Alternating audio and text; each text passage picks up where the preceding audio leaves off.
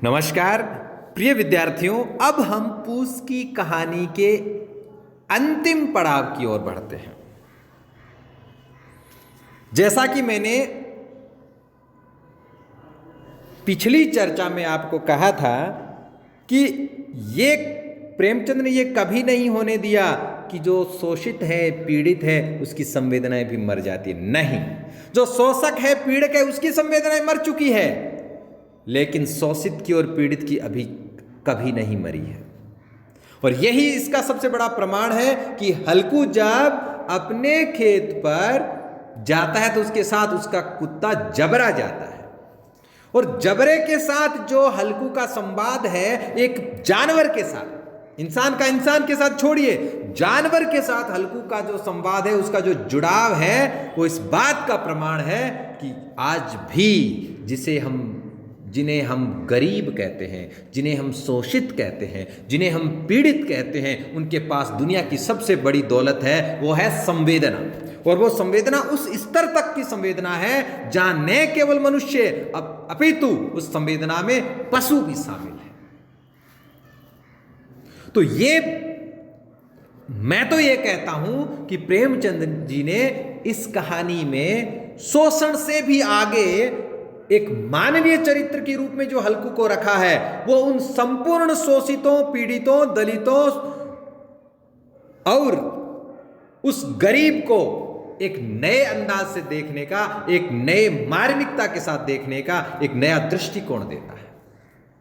और वो सबसे बड़ा है कि उनमें आज भी संवेदना है और इसलिए वो मानव है।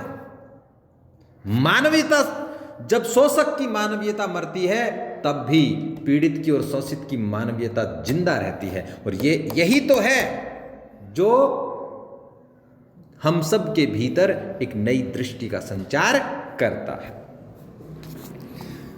किस प्रकार हल्कू जबरे के साथ और जबरा किस प्रकार अपने उस स्वामी के साथ अपना संबंध जताता है, वो बहुत मार्मिक पक्ष है इस कहानी का। पूस की उस ठंड में दोनों किस प्रकार अपने खेत में मेड़ पर बैठे बैठे कितनी ठिठुरन को भोगते हैं, उसके बाद किस प्रकार आग जलाई जाती है और किस प्रकार हल्कू में एक प्रसन्नता का संचार होता है। लेकिन ये सारी प्रसन्नता या सारे विश्वास इस व्यवस्था के सामने हार जाते हैं।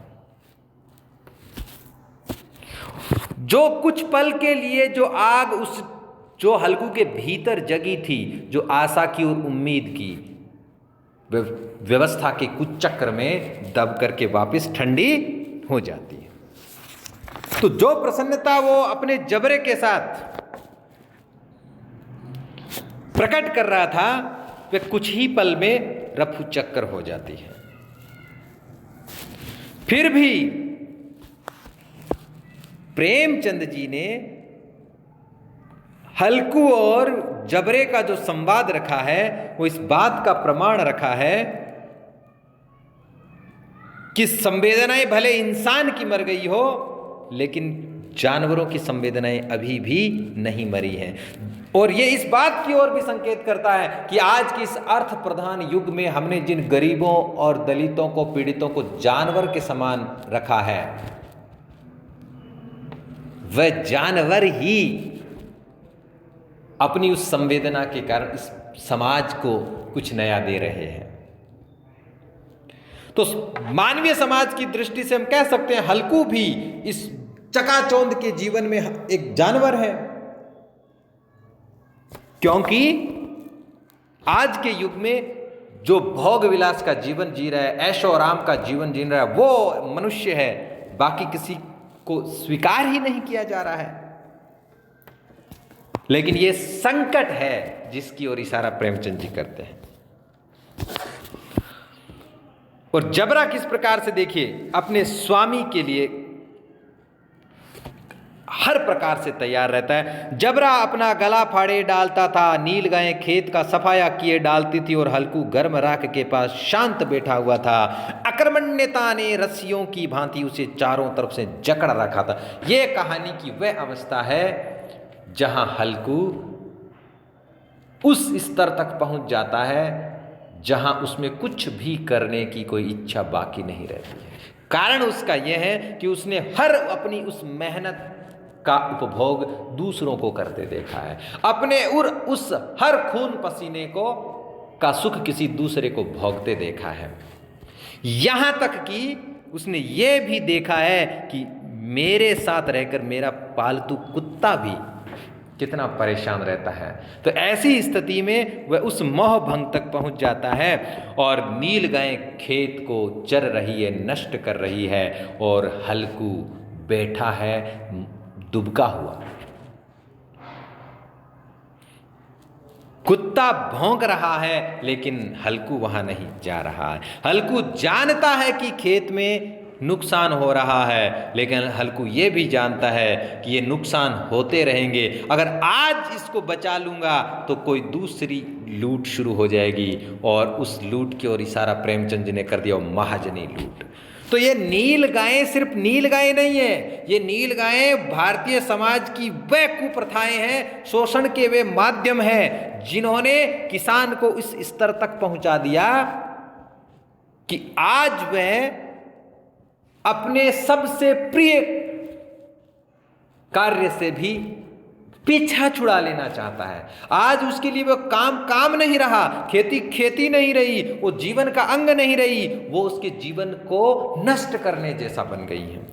और इसीलिए जब मुन्नी आकर कहती है आज आप तो बहुत इस ढंग से सोए कि जगह ही नहीं, और पूरा खेत नील गायों ने विध्वंस कर दिया, तब हल्कू ने बहाना बनाया। अब यहां से शुरू हुई है कि जब जीवन में व्यक्ति हर प्रकार से मोहभंग का शिकार होता है तब बहानों की शुरुआत होती है। और ये बहाना नहीं था, ये वस्तु स्थिति थी। हल्कू ने बहाना किया, मैं मरते मरते बचा, तुझे अपने खेत की पड़ी है, पेट में ऐसा दर्द हुआ मैं ही जानता हूं। और ये दर्द कौन सा था? ये दर्द महाजनी लूट का दर्द था। दोनों फिर खेत के डांड पर आए, देखा सारा खेत रौंदा पड़ा है और जबरा मड़ैया के नीचे चित्त लेटा है, मानो प्राण ही ना हो। दोनों खेत की दशा देख रहे थे। मुन्नी के मुख पर उदासी छाई थी और पर हल्कू प्रसन्न था। ये जो है वह स्थिति है जहां एक तरह से निराशा की चरम अवस्था के बाद आशा का एक नया बिंब शुरू होता है, आशा का एक नया सवेरा शुरू होता है। मुन्नी ने चिंतित होकर कहा अब मजूरी करके मालगुजारी भरनी पड़ेगी, क्योंकि मालगुजारी संकट है किसानी का कि आपको वो तो देना ही देना पड़ेगा। हल्कू ने प्रसन्न मुख से कहा रात को ठंड में यहां सोना तो नहीं पड़ेगा, यानी चाहे कितना भी कुछ हो, कम से कम अपनी जान को दांव पे लगाकर किसी दूसरे के लिए ऐसी चीजें जुटाना वो तो नहीं करना पड़ेगा। तो ये किसानी के मोह भंग की कहानी, किसानी की दुर्दशा की कहानी, और किसान का अपने खेती के काम से किस प्रकार से निराश हताश होकर मोह भंग की अवस्था तक पहुंचने की कहानी। और ये सत्य आज भी उतना ही लागू है, इसलिए कहानी सबसे बड़ी प्रासंगिक कहानी है। आज भी भारतीय किसान की उसी अवस्था पर दुर्दशा हो रही है। कहीं पर भी किसान अपने उत्पादन को उत्पादित करके भी पूर्ण लाभ अर्जित नहीं कर पा रहा है। ये संकट उस दौर में भी था और ये संकट आज भी है, इसे समझने की जरूरत है। बहुत बहुत धन्यवाद। पूस की रात कहानी पर हमने चर्चा की, ये कहानी यहीं खत्म होती है। अब आप इसको अच्छे से पढ़िए, समझिए, और कोई समस्या हो तो बात करिए। बहुत बहुत धन्यवाद।